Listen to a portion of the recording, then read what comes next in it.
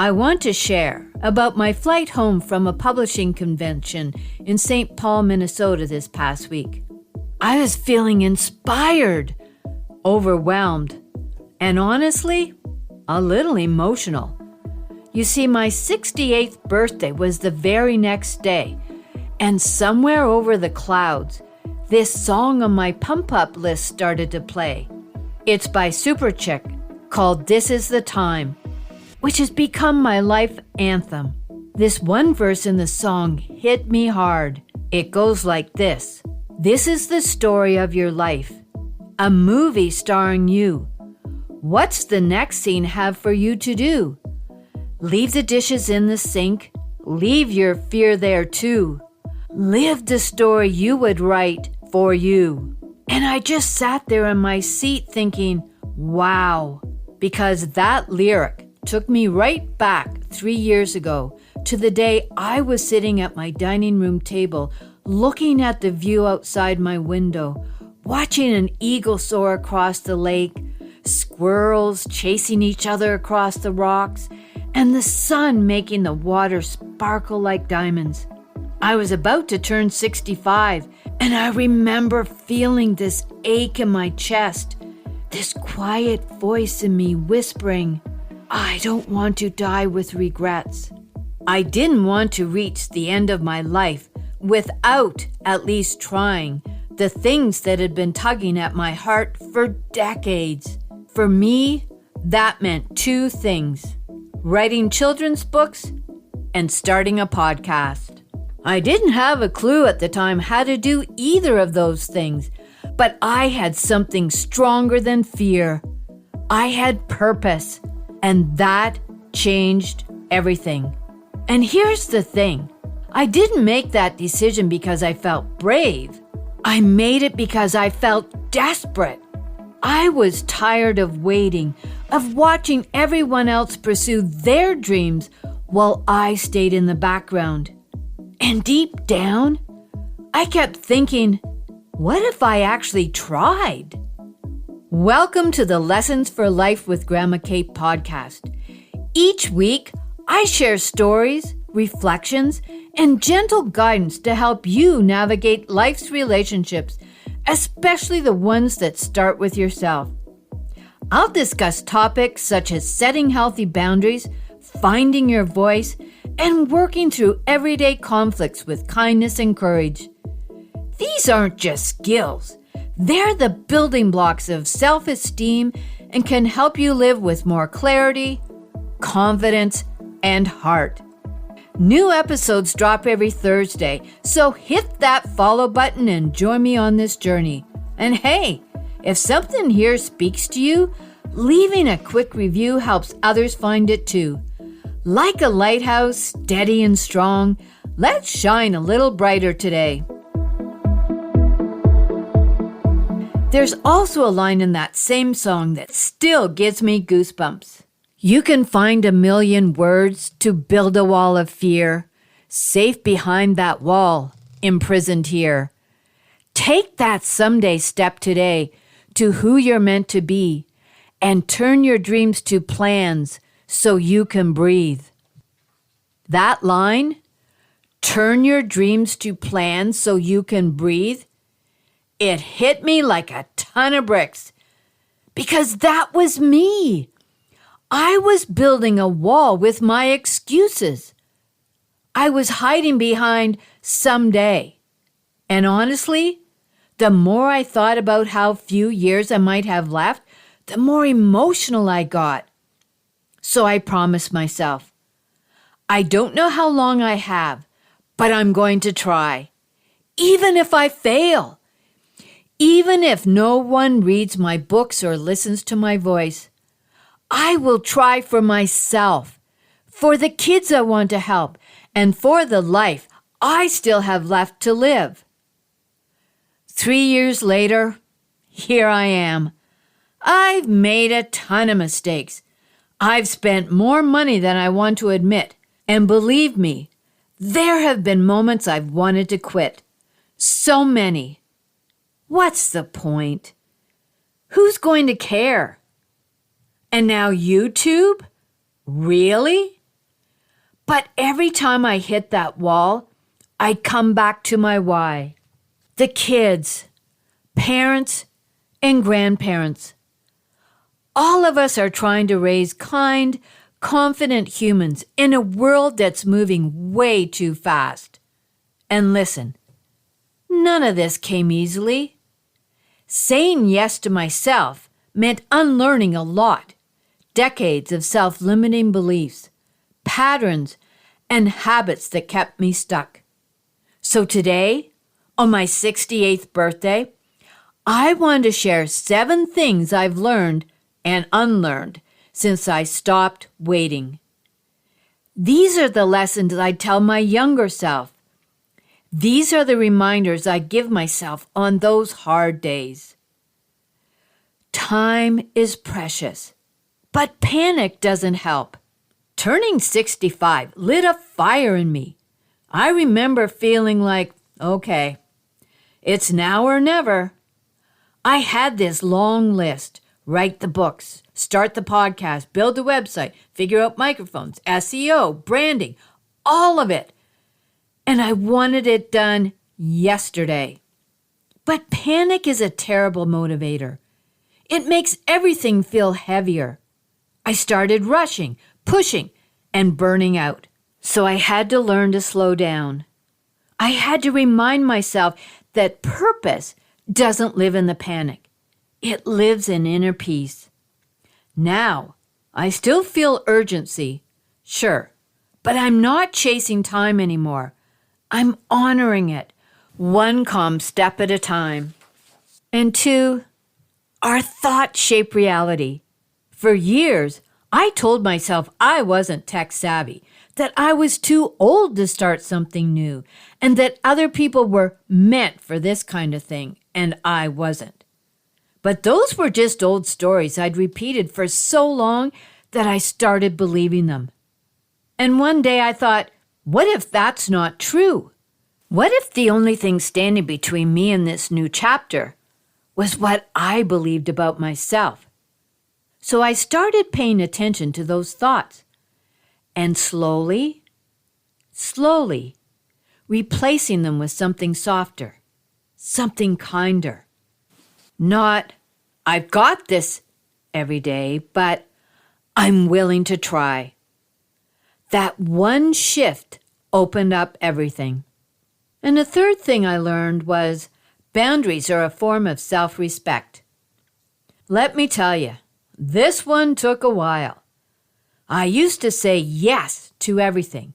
Every ask, every invitation, every can you just, because I didn't want to hurt anyone else's feelings. But every time I said yes when I didn't want to, I was also saying no to myself. At some point, I realized that I needed space, energy, and peace for my work. So I started setting little boundaries, quiet ones, not dramatic. And honestly, it changed everything. Boundaries didn't make my life smaller. They made it lighter. And I've never looked back. People-pleasing held me back more than failure ever could. There's this thing about the nice one, right? Always agreeable, always showing up, always putting everyone else first. But I'll be honest. Sometimes I did it because I was scared that I wouldn't be liked if I didn't, or loved, or needed. I've learned this. When I please others at the expense of myself, everybody loses. I end up tired, resentful, and disconnected from my purpose. So now, I check in with myself. I ask, is this a true yes or a fear-based yes? And I permit myself to disappoint other people, because I'd rather disappoint them than abandon myself. And 5, I stopped hiding behind others and found my voice. For years, I stayed in the background. I supported everyone else's dreams, and I kept mine tucked away. Part of me thought, who am I to take up space? And the other part thought, what if I try and people roll their eyes? But the turning point came when I realized it's not about perfection. It's about being present. So I started putting myself out there, asking libraries and bookstores to support me and getting rejected. I attended conventions, not knowing a soul, but making new friends and business relationships. My voice was shaking and my hands were sweating, but I showed up. And I found that the more I use my voice, the stronger it becomes. Not louder, stronger, truer, more grounded. I learned the journey is the reward. I used to imagine this moment. I'd wake up one day and feel like I'd made it. Like I'd be confident and calm and done with all the self-doubt. But it doesn't work like that. What I've learned is that life is not a finish line. It's this winding, beautiful, painful, ridiculous, sacred process of becoming. And now, I find joy in the small stuff. The email from a parent who says, "My child, love your book." The moment I figure out how to do something techie all by myself. A cup of tea after I finish editing a podcast. That's the real success. Feeling proud of who I'm becoming. And number 7, imposter syndrome doesn't mean you're not ready. It means you're growing. You know what? I still get it. That little voice that says, "Who do you think you are?" It sneaks in when I'm recording, when I'm posting, when I'm putting myself out there in ways I never used to. But now I know. Imposter syndrome isn't just fear dressed up as protection.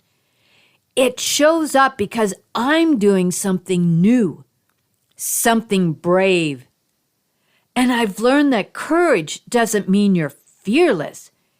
It means you do it anyways, even if your hands shake and your voice wobbles. Because you matter. Your work matters. And the world needs what you've got, even if you're still figuring it out as you go. I've made a lot of mistakes. I've had days when I cried at my computer, felt overwhelmed by technology, or wondered if I should just quit. I battled fear, imposter syndrome, and my perfectionism. But you know what else? I've published 5 children's books with 2 more on the way. I launched a podcast. I didn't know how to create it, but I learned as I went, and downloads doubled in 1 year. My books are now on the shelves of the Huntsville Library, a moment I once only dreamed of. I traveled to a publishing convention alone, connected with fellow authors, and I felt I truly belonged. I've done all this not because I had it all figured out, but because I started, because I said yes to myself, because I permitted myself to try. And somewhere along the way, another verse from that song landed deep in my soul. Ask anyone whose time is up what they'd give for what you've got and how they'd live your life.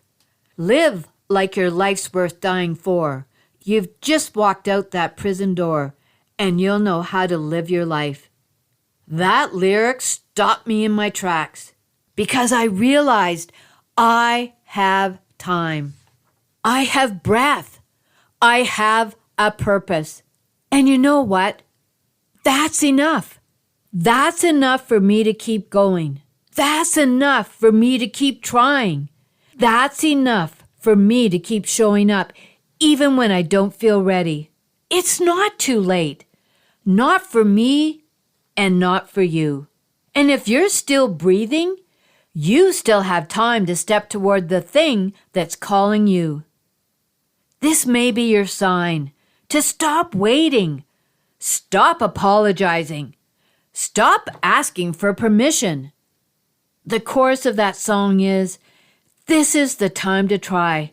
Step out. Your life is waiting. And as you fall, you'll find that you can fly. Try, fly. You'll be amazed at where it takes you. And wherever you are on your journey, you're not too late." If this episode has motivated you, hit follow for more life lessons from Lessons for Life with Grandma Kate. And if no one has told you lately, everything will be okay. Tomorrow is a new day, and with it comes new hope. There is always time to rewrite your family story, break free from patterns that no longer serve you, and create a home filled with love, understanding, and unwavering support. I'm here to guide you every step of the way. As I conclude this episode, I must state that this podcast is designed solely for educational and entertainment purposes. While I bring my experience as a parent and grandparent, it's essential that you know I am not a licensed therapist. This podcast is not a substitute for professional advice from a physician, professional coach, psychotherapist, or other qualified professional. Got it? Awesome. Until next time, what is one thing you are grateful for?